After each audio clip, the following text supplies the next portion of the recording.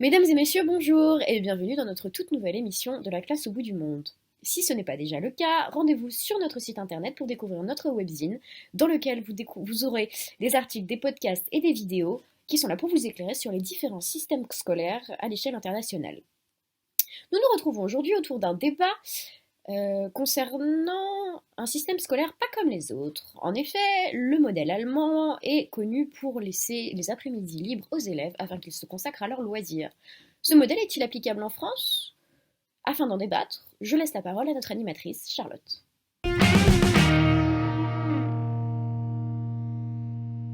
Merci Agnès et bonjour à toutes et à tous. À l'heure où de nouvelles réformes de rythme scolaire sont étudiées, le système scolaire français divise. Le modèle allemand est souvent cité comme exemple pour l'organisation des temps de cours. En effet, l'école commence entre 7h30 et 8h30 et se termine entre midi et 13h30. Mais qu'en pensez? Laissons nos intervenantes en discuter. Alors, pour ou contre la classe l'après-midi, vous avez 5 minutes. Alors déjà, merci beaucoup de m'avoir invité sur ce plateau et bonjour à tous. Pour ma part, je reste prudente sur la question.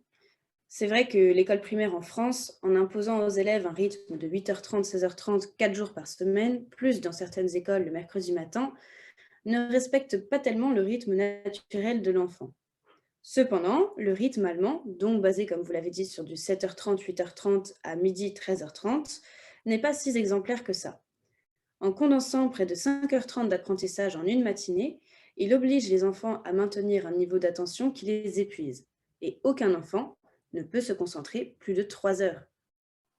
Alors, oui, je vois ce que vous voulez dire, mais je pense qu'il faut aussi prendre en compte le fait que les petits élèves allemands ont le reste de leur après-midi libre. Donc, ils peuvent faire du sport, de la musique, des arts plastiques, enfin tous les loisirs possibles, et donc se défouler, se changer les idées.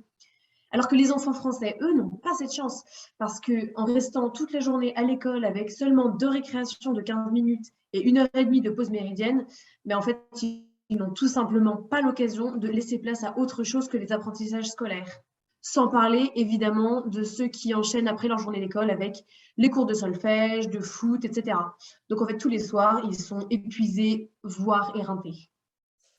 Alors oui, je suis tout à fait d'accord avec vous, Marie. Donc, je pense qu'il est nécessaire de laisser une large place dans la journée au loisir.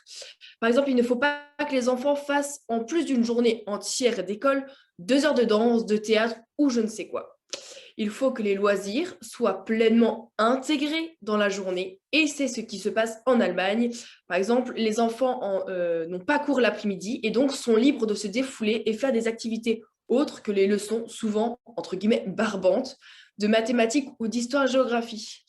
Un jeune enfant scolarisé en primaire a besoin de se développer intellectuellement et physiquement autrement que par les savoirs scolaires classiques.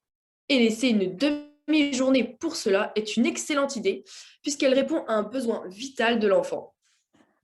Alors, j'entends ce que vous dites et je ne suis pas complètement pas d'accord, mais le fait que les enfants n'aient pas classe l'après-midi me perturbe. Imaginez juste l'organisation.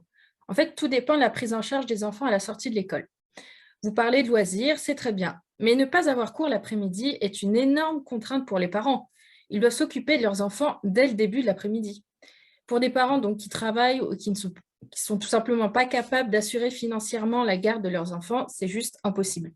Et donc, il faudrait que ce rythme scolaire soit accompagné de moyens concrets pour accompagner les enfants et leurs familles.